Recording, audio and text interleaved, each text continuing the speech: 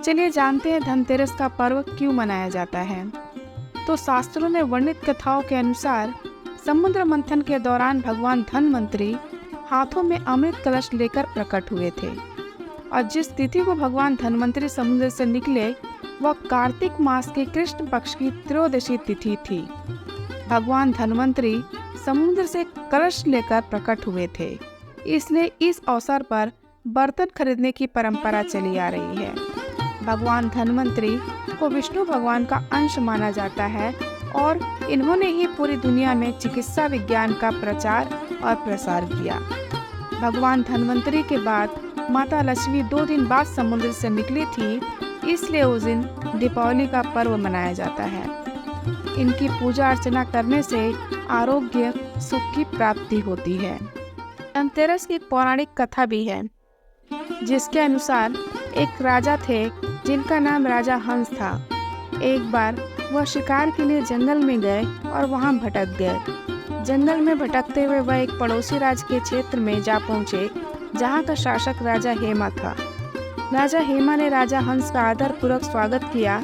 उसी दिन राजा हेमा के घर में एक पुत्र का जन्म हुआ। इस पर परिवार में बहुत खुशी मनाई गई, लेकिन जब बालक की जन्म कुंडली बनाई गई तब ज्योतिषियों ने कुछ चिंताजनक भविष्यवाणी की। ज्योतिषियों ने गणना की और बताया कि नवजात बालक की विवाह के चौथे दिन उसकी मृत्यु हो जाएगी। यह सुनकर राजा हेमा और उनका पूरा परिवार चिंतित हो गया। राजा ने बालक को किसी स्त्री की छाया से दूर रहने का निर्णय लिया ताकि उसका जीवन सुरक्षित रहे। बालक को यमुना नदी के तट पर एक गुफा में ब्रह्मचारी की तरह रखा गया, जहां उसका पालन पोषण हुआ। विधि का विधान तो कुछ और ही था। एक दिन राजा हंस की पुत्री यमुना के तट पर भ्रमण के लिए आई और उसने उस गुफा में राजा हेमा के पुत्र को देखा। दोनों एक दूसरे को देखकर मोहित हो गए।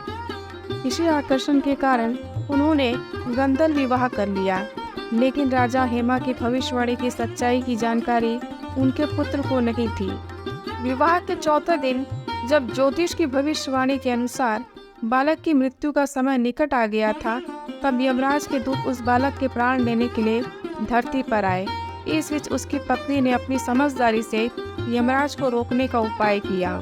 राजा हेमा की पुत्र वधू ने यह जानते हुए कि उसके पति की मृत्यु का समय आ गया है, एक योजना बनाई। उसने घर के बाहर बहुत सारे सोने चांदी के आभूषणों को इकट्ठा किया और उनके चारों ओर दीपक जलाए।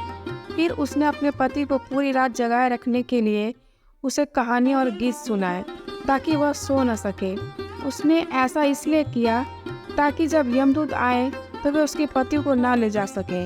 यमदूत प्राण लेने के लिए आए तो उन्होंने घर के बाहर बहुत सारे दीपकों और आभूषणों की चमक देखी।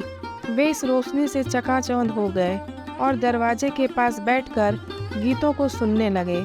इस तरह पूरी रात बीत गई और सुबह हो गई। यमराज के नियमों के अनुसार सुबह होते ही वह बालक की आत्मा को नहीं ले जा सकते थे।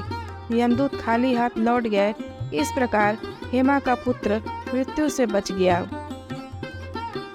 धनतेरस का इसलिए इतना महत्व है। माना जाता है कि इस दिन दीप जलाने, घर को स्वच्छ और सजाने तथा धन संपत्ति को बढ़ाने से यमराज प्रसन्न होते हैं और परिवार के सदस्यों की दीर्घायु और सुरक्षा होती है।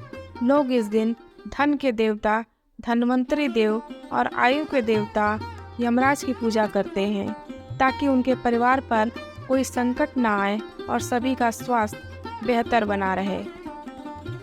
दर्शकगण, वीडियो पसंद आने पर वीडियो को लाइक कर दीजिएगा, चैनल को सब्सक्राइब कर दीजिएगा, बेल आइकन प्रेस कर दीजिएगा ताकि नए वीडियो आने पर आपको नोटिफिकेशन मिल जाए। वीडियो में बने रहने के लिए बहुत बहुत धन्यवाद।